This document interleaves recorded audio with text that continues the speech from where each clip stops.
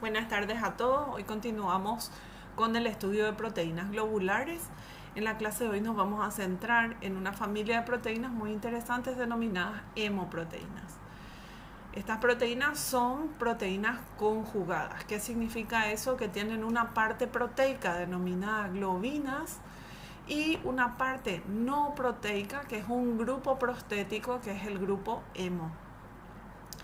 La familia de hemoproteínas incluye a proteínas tan interesantes como el caso de la mioglobina y la hemoglobina, que son responsables del transporte de oxígeno y la fijación de oxígeno tanto en tejido como a nivel sanguíneo, que vamos a desarrollar a profundidad en la clase de hoy, pero también incluyen a otras proteínas extremadamente importantes como el caso de los citocromos involucrados en el transporte de electrones en la cadena de transporte de electrones, la clorofila en el caso de las plantas e incluso enzimas que nos defienden de las especies reactivas de oxígeno como el caso de la catalasa. La mioglobina fue la primera proteína cuya estructura tridimensional fue descrita o determinada experimentalmente gracias a la cristalización y a la aplicación de cristalografía de rayos X. Y por este descubrimiento, Perutz y Kendrick fueron ganadores del Nobel de Química en 1962. El modelo de Perutz y Kendrick describe básicamente una estructura de este tipo, donde vemos la parte proteica o la globina pintada en gris y en rojo el grupo prostético que es el hemo. Como ustedes pueden ver, en el caso de la mioglobina, la estructura secundaria predominante es básicamente hélice alfa. ¿Qué podemos decir de la mioglobina? En primer lugar, es una proteína que se expresa en células musculares y de hecho es una de las más abundantes, aportando el 8% del total de proteínas de este linaje celular.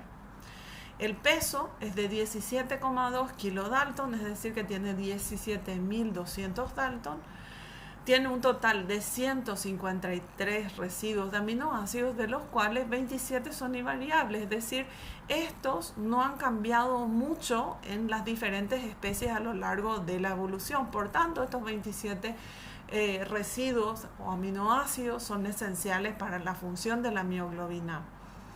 La función que cumple la mioglobina es básicamente capturar oxígeno cedido desde sangre y mantenerlo internamente para uso propio del tejido muscular. Como dijimos anteriormente, la estructura es predominantemente hélice alfa, el 75% de la proteína está formada por hélices alfa, que son en total 8 segmentos. Y estos segmentos reciben el nombre de hélices A, B, C, etc. hasta llegar a la hélice H.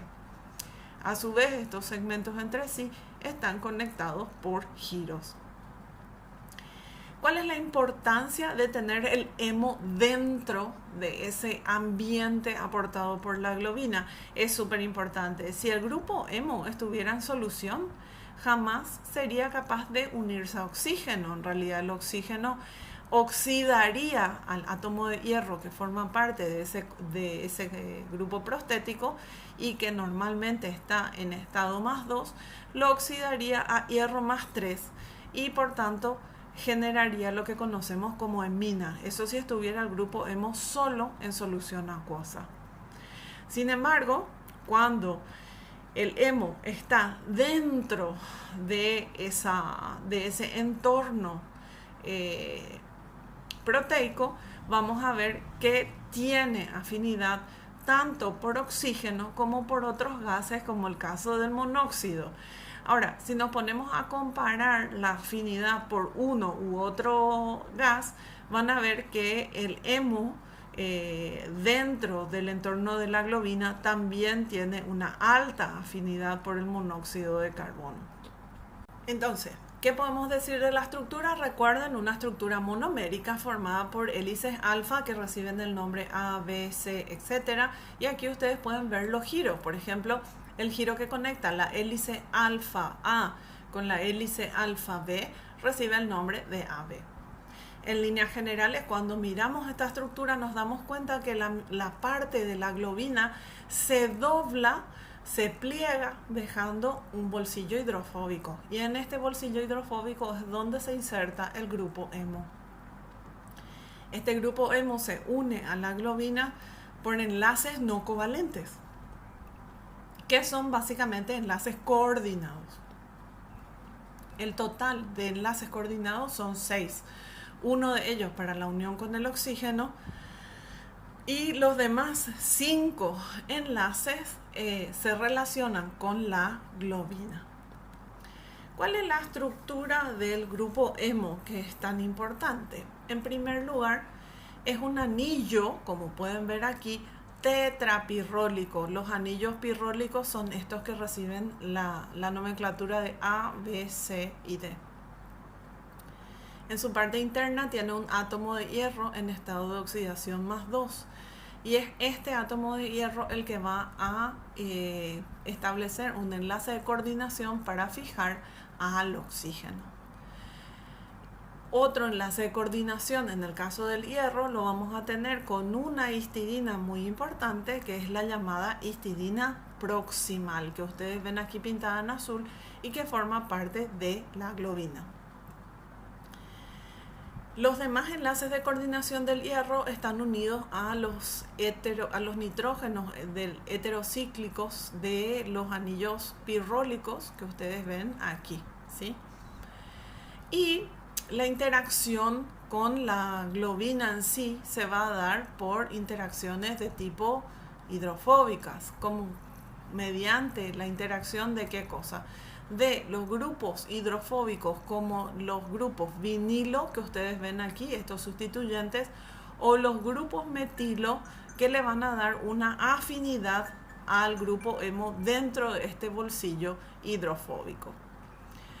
Ustedes van a ver aquí también que vamos a tener dos grupos propionato bastante hidrofílicos, y estos son los que van a estar mirando hacia la cara externa del bolsillo, es decir, hacia el lado más polar y externo de este bolsillo. En cuanto a la estructura, si la vemos en forma más compleja, ustedes verán entonces que el grupo hemo está incrustado en ese bolsillo hidrofóbico. La cara más hidrofílica es la que va a permitir la entrada del oxígeno. Recuerden, el oxígeno va a estar unido por coordinación al átomo de hierro. Esta unión no cambia el estado de oxidación del hierro. La histidina que habíamos hablado que es importante para la unión del grupo hemo a la globina es la histidina F8. Esta es la que llamamos histidina proximal.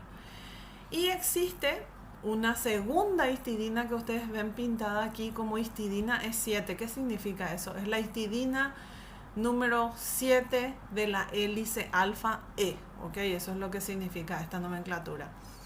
Esta histidina que ustedes ven aquí en realidad no está coordinada con el hierro, pero sí digamos que colabora con una especie de impedimento estérico para doblar este complejo unido al oxígeno y darle entonces el ambiente requerido para que la hemoglobina fije oxígeno. Entonces ustedes van a ver que los aminoácidos que rodean a este sitio son importantes para la fijación de oxígeno.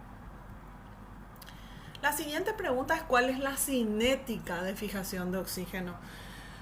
¿Cuánto oxígeno necesitamos para que toda la mioglobina esté saturada, esté unida al oxígeno? Entonces se han hecho diferentes experimentos donde ponemos concentraciones distintas de oxígeno. Fíjense aquí tenemos la presión parcial de oxígeno expresada en torr, y donde vemos que según vamos aumentando la presión parcial de oxígeno, el porcentaje de la hemoglobina, es decir, la fracción saturada, va aumentando hasta alcanzar prácticamente el 100% a concentraciones desde aproximadamente 15 a 20 torr.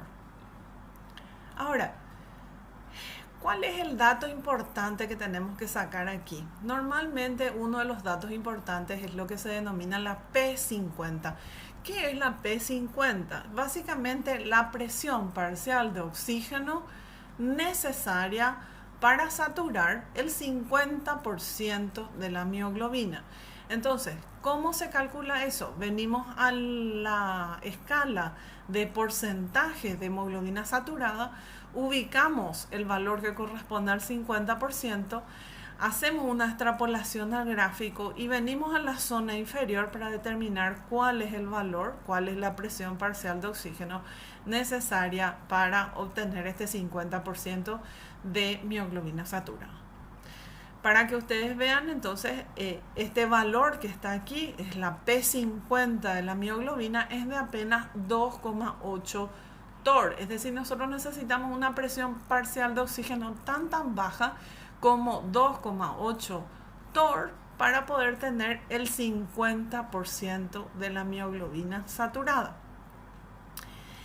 El valor de la P50 también nos da una idea de una característica importante de las proteínas que se unen a algo, como en este caso la mioglobina se une al oxígeno. Y esa característica es la afinidad de la proteína por su ligando. Entonces, ¿cuál es la relación de la P50 con la afinidad? La relación es inversa. ¿Qué significa eso? Cuanto menor es el valor de la P50, mayor es la afinidad de la proteína por su ligando. Entonces ustedes pueden darse cuenta que aquí la P50 de la mioglobina es muy baja. ¿Qué significa eso? Que la mioglobina tiene alta afinidad por el oxígeno. Es decir, se va a saturar con oxígeno aun cuando las concentraciones de oxígeno sean muy bajas. Otra cuestión interesante que tenemos que destacar en este gráfico, en este estudio de la cinética de saturación, es la forma de la curva de saturación. Si ustedes se fijan aquí, la forma de la curva de saturación es una hipérbola, ¿verdad? Este tipo de curva nos da un dato importante, que es que esta proteína no presenta cooperatividad. Vamos a ver el concepto de cooperatividad un poco más adelante.